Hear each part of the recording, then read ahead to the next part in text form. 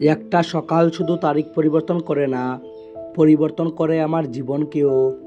কারণ প্রত্যেকটা সকালে আমি প্রতিজ্ঞাবদ্ধ হই নতুন কিছু পাওয়ার, নতুন কিছু করার।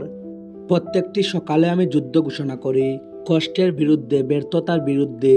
আমি জানি তারা অত সহজে আর মানবে না, কিন্তু আমার ইচ্ছা, আমার মনের জোর, আমার শেষ রক্তবিন্দু পর্যন্ত লড়ে যাওয়ার ক্ষমতা দিয়ে আমি কষ্ট আর ব্যর্থতাকে আর মানাবই।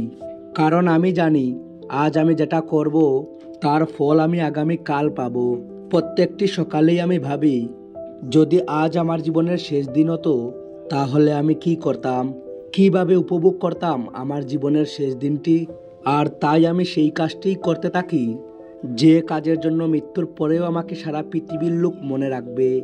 সেই মুহূর্তে আমাকে ভয় দেখাতে থাকে কষ্ট, ব্যর্থতা এবং এই সমাজ।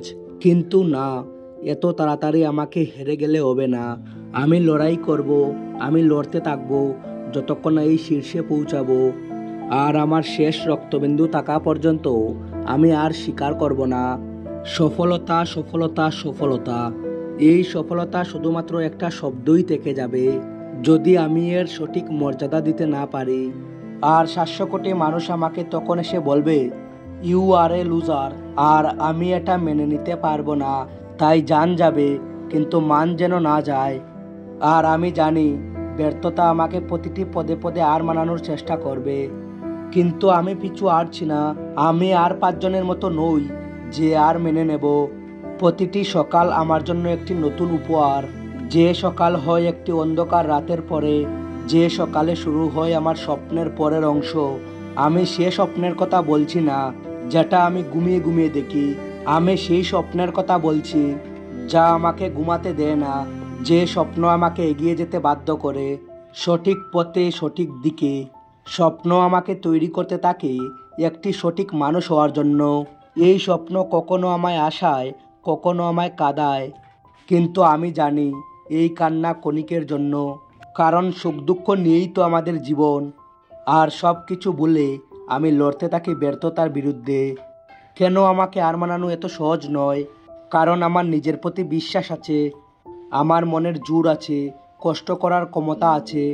হ্যাঁ, আমি জানি এই যুদ্ধে হয়তো আমি হেরে যেতে পারি, কিন্তু যুদ্ধ না করে কাপুরুষের মতো হাত তুলে দাঁড়িয়ে যাব না। মরতেই যদি হয় বীরের মতো মরব। হ্যাঁ জানি এই যুদ্ধে আমি হেরে যাব, কিন্তু কিছু শিখতে তো পারবো। নিজেকে বলতে তো পারবো যে না, আমি শেষ রক্তবিন্দু পর্যন্ত লড়াই করেছিলাম। কিন্তু এগুলো শুধুই আমার দুর্বলতার মুহূর্তে মনে পড়ে। আমি এই ভাবনাকে বাস্তবে হতে দেবই না। তাই যাই হোক না কেন, পরিশ্রম আমি করতেই থাকবো। তাই বলে গাধার মতো নয়, পরিশ্রম আর সাথে থাকবে বুদ্ধি। সব কিছু সম্ভব, আমি চাইলে সব কিছুই করতে পারি। Because I M A super hero man. কথাগুলো তোমার জন্য বললাম, এগুলো আমার জন্য নয়। জানি তোমার ভিতরেও আগুন জ্বলছে, শুধু বই প্রকাশ করছে না। আর দেরি করো না, হাতে বেশি সময় নেই। যা করার তা এক্ষুনি করতে হবে।